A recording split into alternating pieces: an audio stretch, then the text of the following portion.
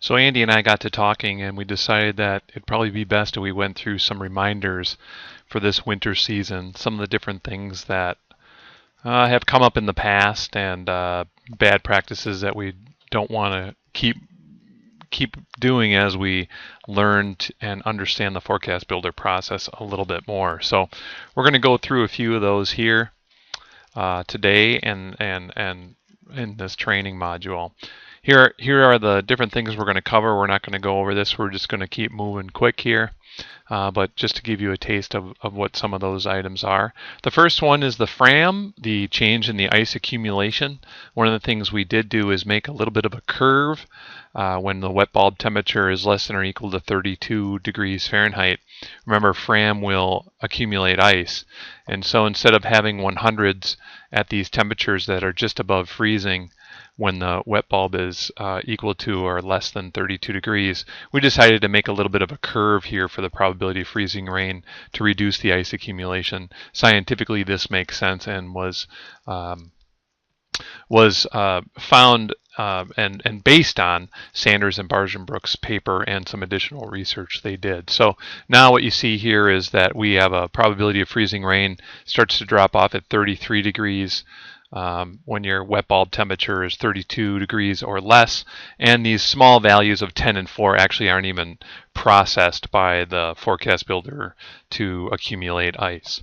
So there is an updated module on this. It's the probability of weather type scenarios module, precipitation type, isothermal warm layers, and that goes into great detail on this update that we've made.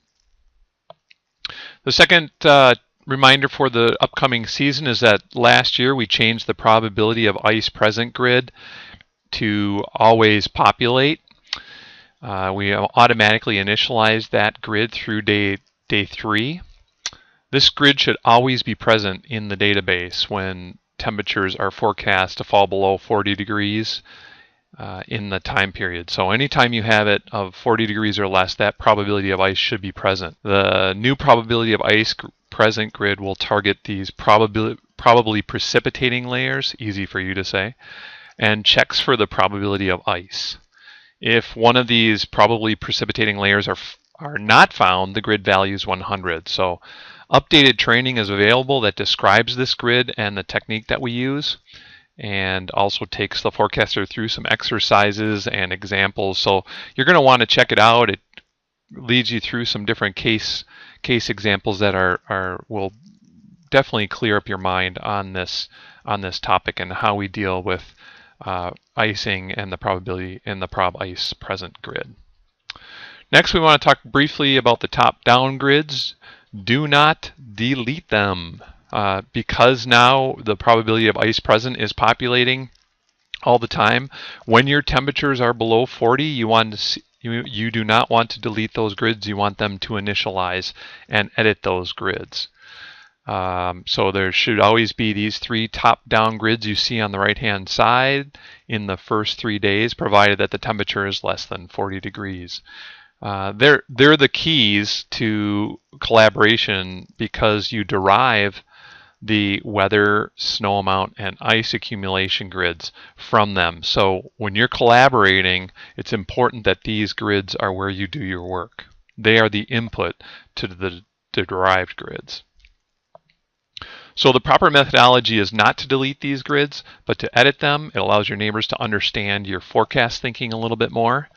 If these grids are collaborated, then all the other grids that fall out of these grids, like the weather, snow amount, and ice accumulation, will be collaborated as well. So we're hopeful that more training and a deeper understanding of the whole process and just generally more experience will allow you to edit the grids to achieve the precipitation types that you desire in your forecast. Our next quick stop is to briefly discuss the top-down grids in the day 4 to day 7. On a similar note, with these top-down grids, recall that these top-down grids are not populated in the day 4 to 7 period. So this means that it's a rain-snow forecast for days 4 and beyond as your precipitation type. Last winter, we did see higher impact targets present themselves in the central United States in that day 4 time frame, and offices chose to populate their top-down grids. And you can do that manually. It's just that the initialization script will not do that when it populates. But remember, when you do this in day 4, that this needs to be a collaborative effort with your neighbors for these rare events that have larger impacts in the medium range. And now we'll move on to the probability of type grids, and don't edit those directly. So because the forecast builder and the probability of weather type harness environmental inputs, those are the top-down grids and also temperature and dew point and QPF and all those base inputs, and then derive the probability of type grids down below here. It's important that you only edit or delete these as a very last resort to achieving your precipitation type. The idea is we want these to be derived so that subjectivity is taken out of the process and that they are somewhat calibrated, to these environmental inputs.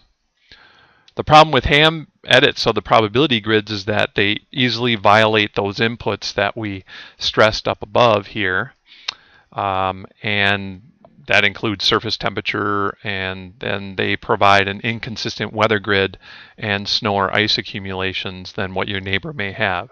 The better technique for a collaborative forecast is to try and understand why the probability grid isn't giving you the outcome you desire and alter the inputs that are going into those probability grids. Be aware that we saw many cases last year where forecasters changed the outcomes to what they thought, meteorologically thought, was the correct forecast, only to have the model and the science process win out. So be careful when you do edit those inputs and away from the initialization. Be confident that you're making the right forecast move there. So don't edit the probability grids directly, and make sure you aren't changing away from a perfectly good model forecast when editing the inputs. All right, almost down to the bottom of the list here, max T aloft versus max TW aloft. A reminder that a portion of the top-down approach was founded, the warm layer assessment was founded on the max temperature aloft and the relationship to the warm layer depth. So in 2016, the technique was changed to use the max wet bulb temperature aloft instead, to better account for wet bulb effects that are more prevalent in the high plains and western US. So, however, the atmosphere didn't change, obviously, and hydrometeors still behave according to the dry bulb temperature when unsaturated. This sounding is a nice example of that. So you see here in the warm layer that you've got quite a difference here, probably about 3 Celsius between the wet bulb temperature and the dry bulb temperature. And so you can get 2 different outcomes based on which one you use. So one of the operational strategies that we recommend for a scenario like this is to look at the max temperature aloft inputs, like a super blend input or the model, different model inputs that are in your GFE database. And if it looks more appropriate to use the max T aloft, you can copy and paste that and populate it right into your max TW aloft grid. So typically you'd use this technique at precipitation onset, a storm or a precipitation area is moving in and you're not fully saturated yet. So that's when you'd use this technique until the column is fully saturated. So you want to blend into a max TW aloft grid. So this may be, several hours or just an hour, depending on the precipitation rate and how dry it is in your environment and how the magnitude of that wet bulb depression.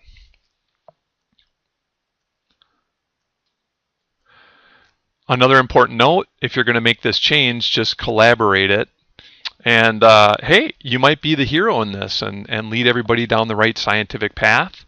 Everybody will learn from you. And so support your neighbors by helping with this forecast builder understanding, and that overall, not just in this specific detailed example, but help each other move through the forecast builder by suggesting different techniques about grids and how you may not want to have them delete grids or so on and so forth.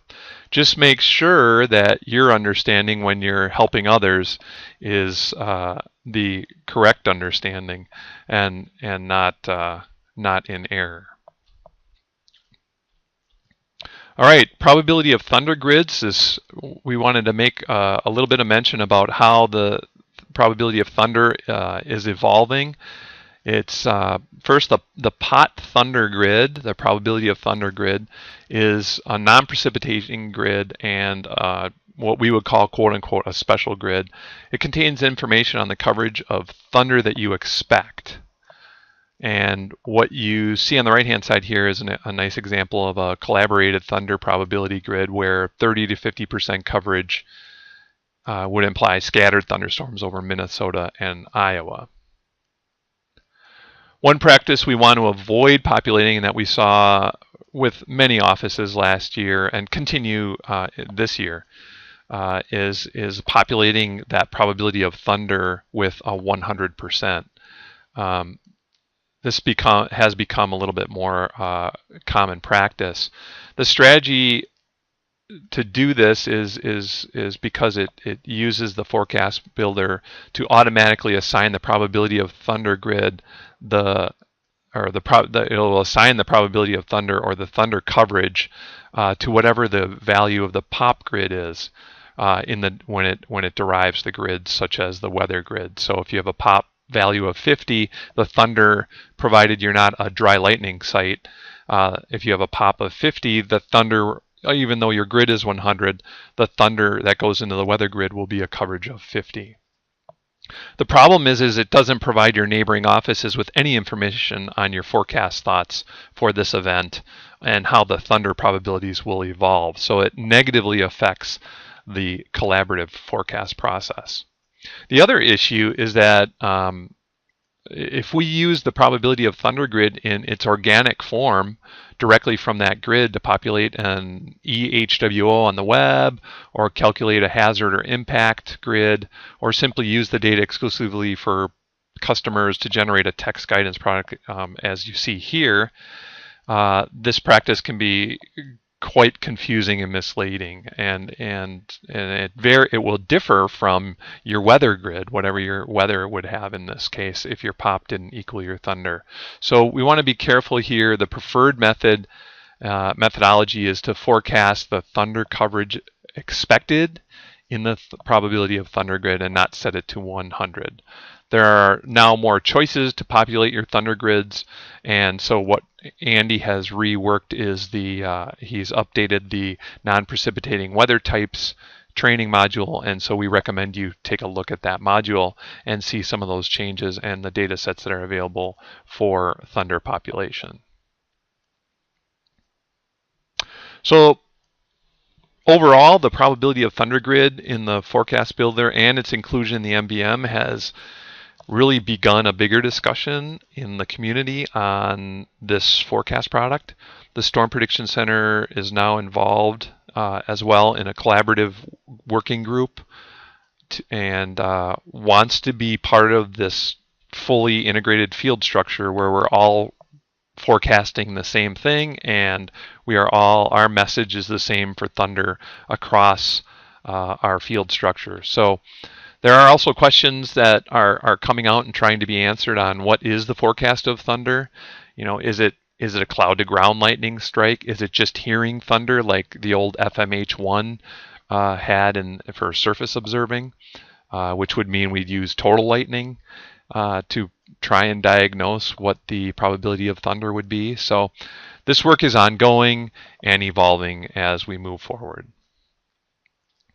Finally, we have a couple new modules just to let you know about, and those modules are one on blowing snow and the tool package that's involved with the blowing snow forecast, and that's going to, and there's also a module on snow level use that is new this year for those western terrain sites.